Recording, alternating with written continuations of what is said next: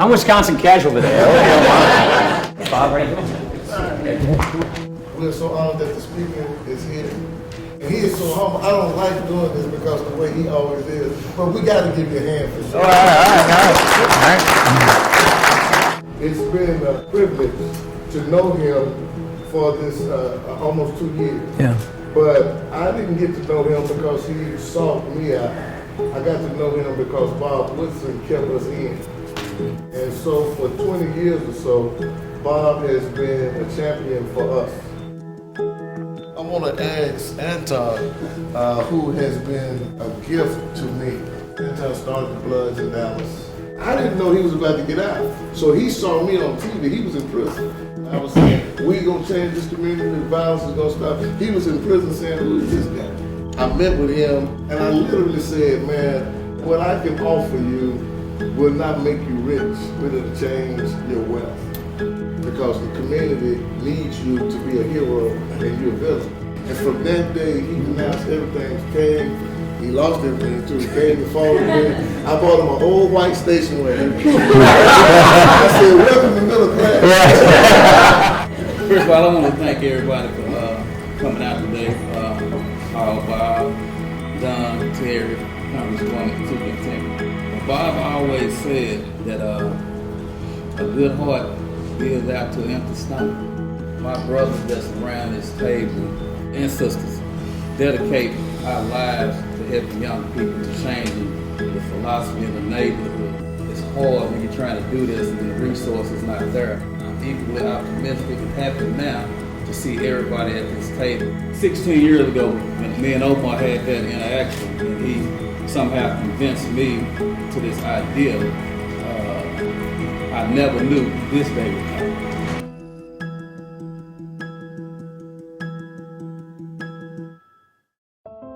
Dallas today has the number 3 adult poverty rate in America. We have the number 1 childhood poverty rate in America.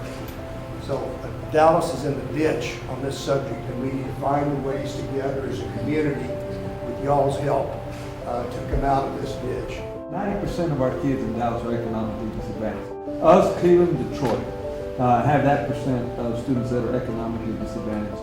42% of our students are English learners. He doesn't see color. He helps all of our kids. And so, as evident by his team that he's put together. We formed a 501c3 15 years ago, and we've accomplished a few things, and we couldn't have done it without these guys. Don was my mentor, and he pointed out all the hardships that were going on in South Dallas, and we formed this group, most of whom are sitting back there after 15 years, to see if we can make a difference.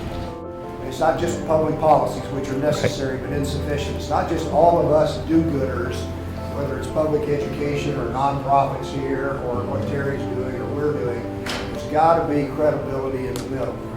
There's got to be a connection with the neighborhood. We went in there thinking that we were going to start some programs, and Bob said, you don't want to do that. You need to meet the people in the community that are already at work. I said, how do we do that? And Omar said, let's go in and I'll introduce you to the leaders of these organizations.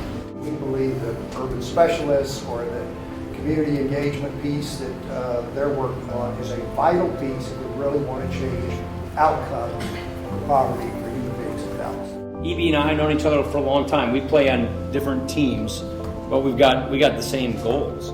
And one team, in my case, hasn't been on the field enough lately.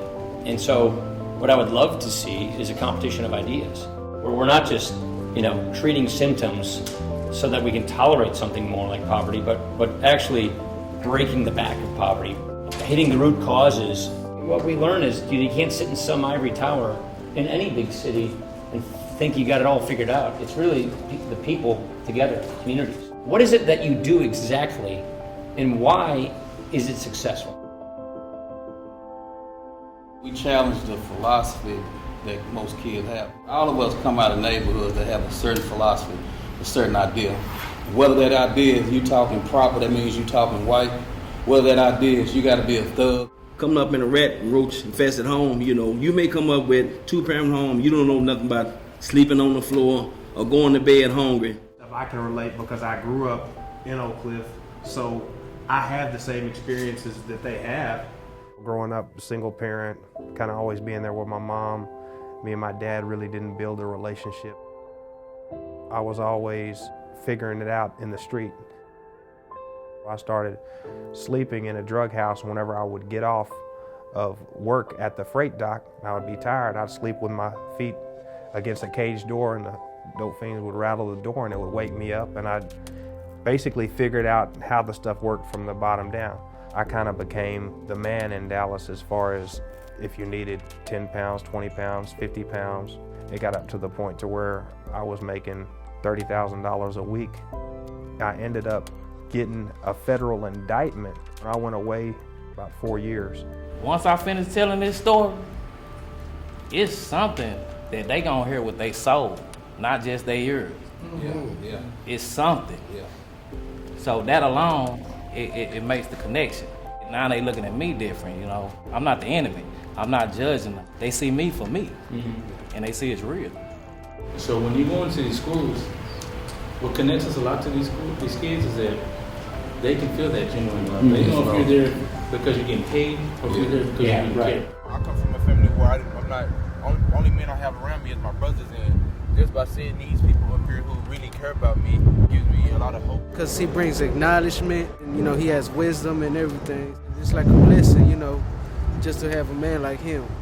And I tell the kids all the time when they ask me about me going to prison and stuff, they like, 21 years, you can't get that back. And they right, I can't get them years. I can't no money, can't nothing bring them years back. But if you don't have to go through this by educating yourself, by making better decisions, not falling up under knowing the consequences behind the decisions and choices you make, if that can stop you, I get that back. I get it back.